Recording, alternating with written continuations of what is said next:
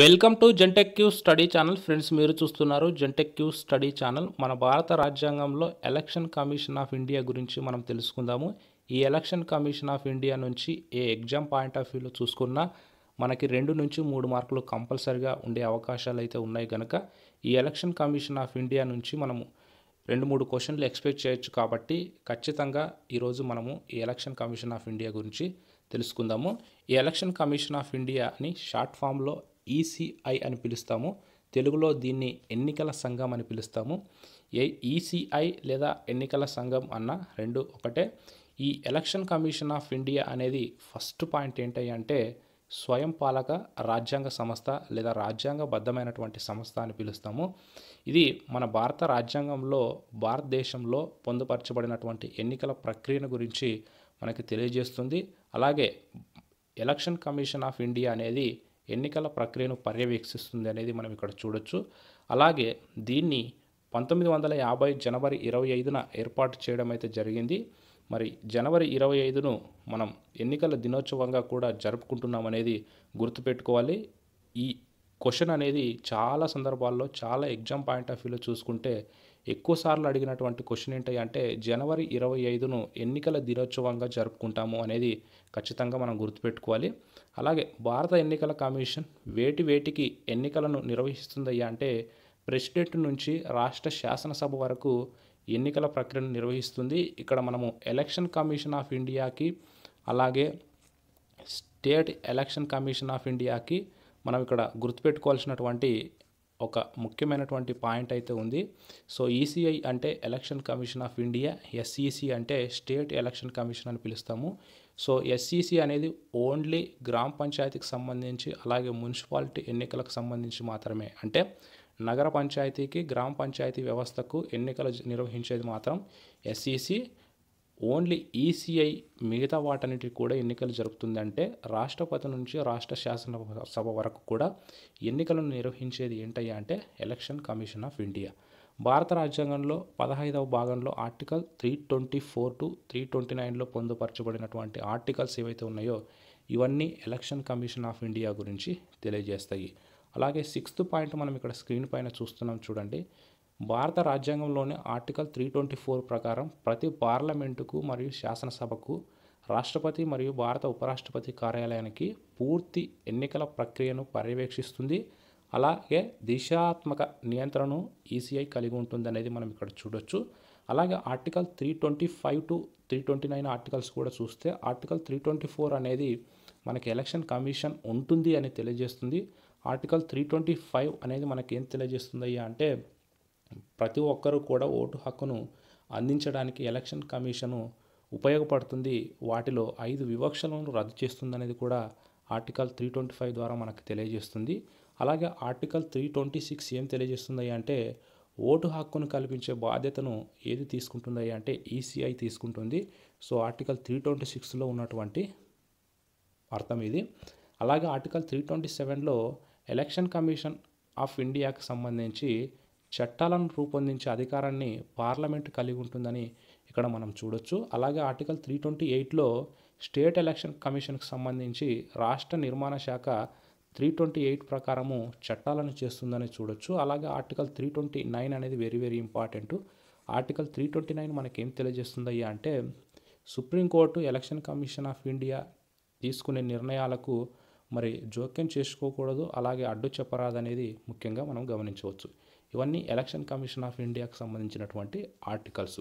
ఇక election commission of ఇండియాకి సంబంధించి కాంపోజిషన్ అంటే నిర్మాణం ఏ విధంగా ఉంటుందయ్యా అంటే ఎలక్షన్ కమిషన్ ఆఫ్ ఇండియాలో ఒక చీఫ్ ఎలక్షన్ కమిషనర్ అలాగే 2 అడిషనల్ కమిషనర్స్ ఉంటారు. సో ఇక్కడ 1+2 అనేది మనం ఖచ్చితంగా గుర్తుపెట్టుకోవాలి. క్వశ్చన్ వచ్చే అవకాశం ఉంది. అదేంటయ్యా అంటే మన భారత ఎన్నికల సంఘంలో ఎంతమంది ఎలక్షన్ కమిషనర్లు ఉంటారయ్యా అంటే ఒక ప్రధాన ఎలక్షన్ కమిషనరు అలాగే 2 ఎలక్షన్ కమిషనర్లు ఉంటారనేది మనం గుర్తుపెట్టుకోవాలి. ఇది ఖచ్చితంగా అడగాల్సినటువంటి క్వశ్చను, భవిష్యత్తులో కూడా వచ్చే క్వశ్చన్ అనేది గుర్తుపెట్టుకోవాల్సినటువంటి అవసరం ఉంది. ఇక కమిషనర్ల నియామకం మరియు పదవీ కాలాన్ని ఇక్కడ మనం చూడండి స్క్రీన్ పైన. ముఖ్య ఎన్నికల కమిషనర్ను భారత రాష్ట్రపతి నియమిస్తారు. క్వశ్చన్ వచ్చే అవకాశం ఉంది. ఎవరు నియమిస్తారయ్యా అంటే ఎన్నికల కమిషనర్లను భారత రాష్ట్రపతి నియమిస్తారు. అలాగే ప్రతి ఒక్కరూ తమ కార్యాలయాలను అంటే భారత ఎన్నికల కమిషనర్లు ఎవరైతే ఉంటారో వాళ్ళ పదవీ కాలం ఏంటయ్యా అంటే 6 సంవత్సరాలు లేదా 65 సంవత్సరాలు. అంటే 6 సంవత్సరాల పదవీ కాలం ఉంటే 6 సంవత్సరాలు కంప్లీట్ అయిన తర్వాత వాళ్ళు రిటైర్మెంట్ అవుతారు. లేదా 65 సంవత్సరాలు ముందే వస్తే 65 సంవత్సరాలు వచ్చినప్పుడు వాళ్ళు రిటైర్మెంట్ అవుతారు. అంటే అంతవరకు పదవిలో ఉంటారనేది ఇక్కడ ముఖ్యంగా గమనించవచ్చు. అందులో ఏది ముందైతే అది అనేది ఇక్కడ చూడొచ్చు. మరి ఎన్నికల కమిషనర్లు ఎవరితో సమానమయ్యా అంటే సుప్రీంకోర్టు న్యాయమూర్తులతో సమానం అనేది ఇక్కడ మనం చూడొచ్చు. అలాగే వారికి వచ్చే జీతభత్యాలు ఏ విధంగా అయితే ఉంటాయో అలాగే వారిని తొలగించే పద్ధతి ఏ విధంగా అయితే ఉంటుందో ఆ ఆదేశాల ప్రకారము సుప్రీంకోర్టు న్యాయమూర్తుల యొక్క సమానత్వాన్ని కలిగి ఉంటారు. అలాగే పార్లమెంట్ తీసుకునే నిర్ణయం ద్వారా సుప్రీంకోర్టు న్యాయమూర్తులను ఏ విధంగా అయితే తొలగిస్తున్నారో అదేవిధంగానే ముఖ్య ఎన్నికల కమిషనర్ను కూడా పదవి నుంచి తొలగించే ఏకైక మార్గం అనేది ఇక్కడ మనం చూడొచ్చు. అయితే ముఖ్య ఎన్నికల కమిషనర్ ఆయనే చీఫ్ ఎలక్షన్ కమిషనర్ అంటాము, సిఈసి. ఈయన్ని తొలగించే మాదిరిగా మిగతా ఎలక్షన్ కమిషనర్లను కూడా తొలగించవచ్చా అంటే అలాంటి ఆదేశం అయితే లేదు. అది ముఖ్య ఎన్నికల కమిషనర్ తీసుకునే నిర్ణయం ద్వారా రాష్ట్రపతి తొలగించవచ్చు అనేది మనం ఇక్కడ చూడొచ్చు. ఇక ఎన్నికల కమిషనర్ లేదా ప్రాంతీయ కమిషనర్ను ఎవరు నియమిస్తారయ్యా అంటే చీఫ్ ఎలక్షన్ కమిషనర్ మాత్రమే కార్యాలయం నుంచి వాళ్ళని పదవి నుంచి చేయడం జరుగుతుంది. అలాగే పదవిలో తీసుకోవడం జరుగుతుంది. అలాగే వాళ్ళని తొలగించడం కూడా జరుగుతుంది. ఇక సలహా మరియు పాక్షిక న్యాయ వ్యవస్థ అధికారాలు అనేది ఇక్కడ మనం స్క్రీన్ పైన చూడొచ్చు. థర్డ్ పాయింట్, పార్లమెంటు మరియు రాష్ట్ర శాసనసభ సభ్యుల ఎన్నికల అనర్హత విషయంలో భారత ఎన్నికల కమిషన్ సలహా అధికార పరిధి కలిగి ఉంది. సుప్రీంకోర్టు లేదా హైకోర్టుల ఎన్నికలలో ఒక వ్యక్తి దుర్వినియోగానికి పాల్పడినట్లు కేసులు ఈసీఐకి సూచించబడతాయి.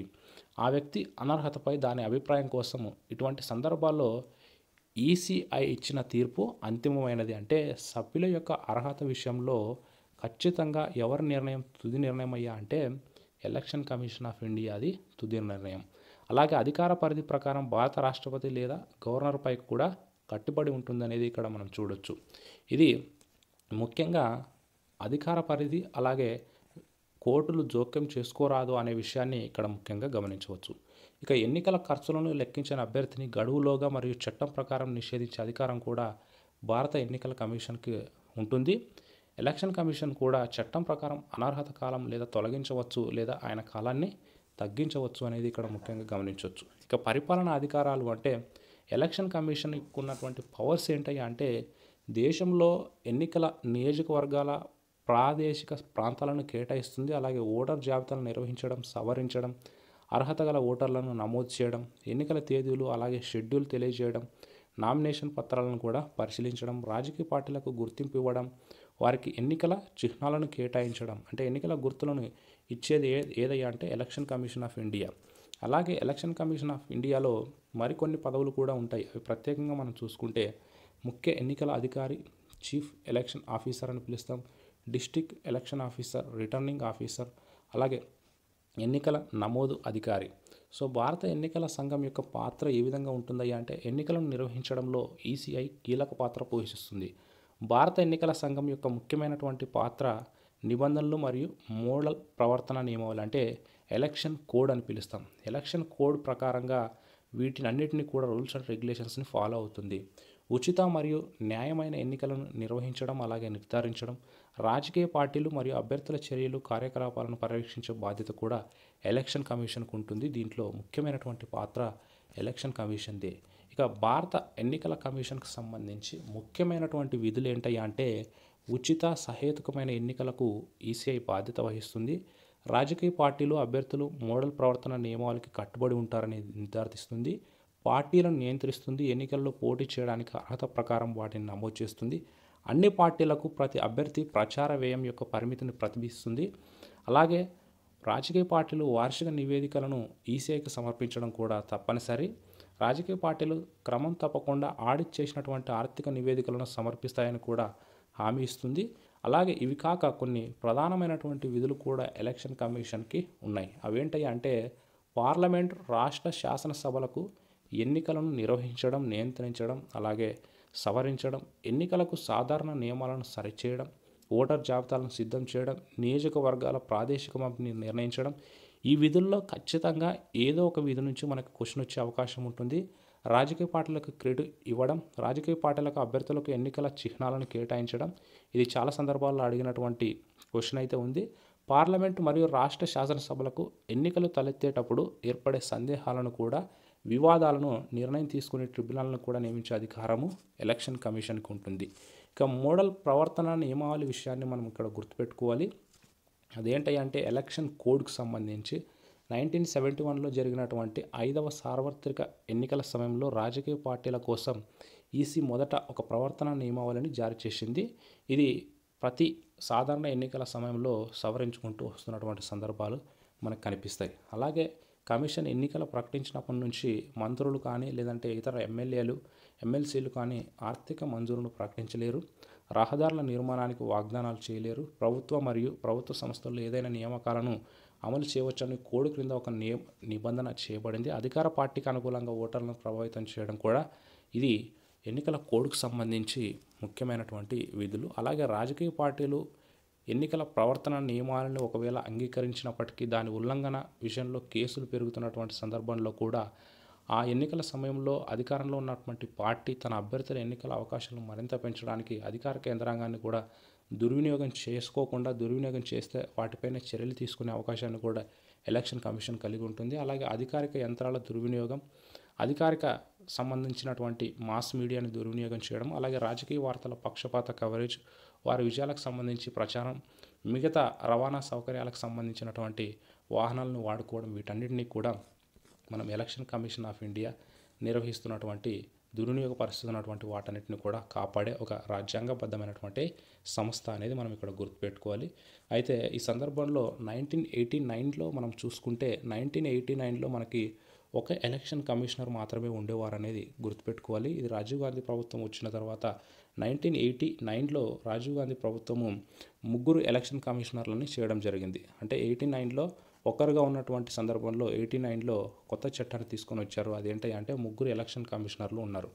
అయితే 1989లో తీసుకొస్తే 1990లోనే వీపీ సింగ్ ప్రభుత్వం ఏం చేసిందయ్యా అంటే మరలా ఒక ఎలక్షన్ కమిషనర్ను మాత్రమే పెట్టడం జరిగింది. ఇక 1993లో వచ్చినటువంటి పివి నరసింహారావు ప్రభుత్వం ఏం చేసిందయ్యా అంటే మరలా 3 ఎలక్షన్ కమిషనర్లను పెట్టడం జరిగింది. ఇది చరిత్రలో జరిగినటువంటి సందర్భాలు. అయితే ఇప్పుడు ప్రస్తుతం మనకి ఒక ప్రధాన ఎలక్షన్ కమిషనరు, అలాగే 2 ఎలక్షన్ కమిషనర్స్ ఉండడం జరిగింది. సో ఇవే ఇప్పటికీ ఉన్నటువంటి సందర్భాలు. అలాగే మనం గుర్తుపెట్టుకోవాల్సినటువంటి మరొక ముఖ్యమైనటువంటి పాయింట్ ఏంటంటే 1988లో రాజీవ్ గాంధీ ప్రభుత్వం తీసుకొచ్చినటువంటి 61వ రాజ్యాంగ సవరణ, అదే దాన్నే కాన్స్టిట్యూషనల్ అమెండ్మెంట్ యాక్ట్ అంటాము. So 61st constitutional amendment act ప్రకారము ఓటింగ్ ఏజ్ అనేది 21 ఇయర్స్ నుంచి 18 ఇయర్స్కి చేంజ్ చేయడం జరిగింది. ఇది రాజకీయంగా చేసినది కాదు, మన భారత రాజ్యాంగంలో పొందుపరిచి భారత రాజ్యాంగాన్ని సవరించి తీసుకొని వచ్చినటువంటి నిర్ణయం ఏంటంటే 21 సంవత్సరాలు ఓటింగ్ ఏజ్ అనేది 21 సంవత్సరాల నుంచి 18 సంవత్సరాలు నిండితే ఓటింగ్లో పాల్గొనొచ్చు అనేది ఇక్కడ ముఖ్యంగా జారీ చేసినటువంటి సందర్భం. వీటి నుంచి మనకి ఎక్కువగా క్వశ్చన్స్ అయితే వచ్చే అవకాశాలు ఉంటాయి. ఖచ్చితంగా మొత్తంగా నేను డిస్క్రిప్షన్లో మీకు నీట్గా ఇన్ఫర్మేషన్ ఇస్తాను, వీలైతే చదువుకోండి. సబ్స్క్రైబ్ చేయడం మాత్రం మర్చిపోకండి. పాలిటీ నుంచి మీకు ఏ డౌట్స్ ఉన్నా కామెంట్ సెక్షన్లో కామెంట్ చేయండి. Thank you.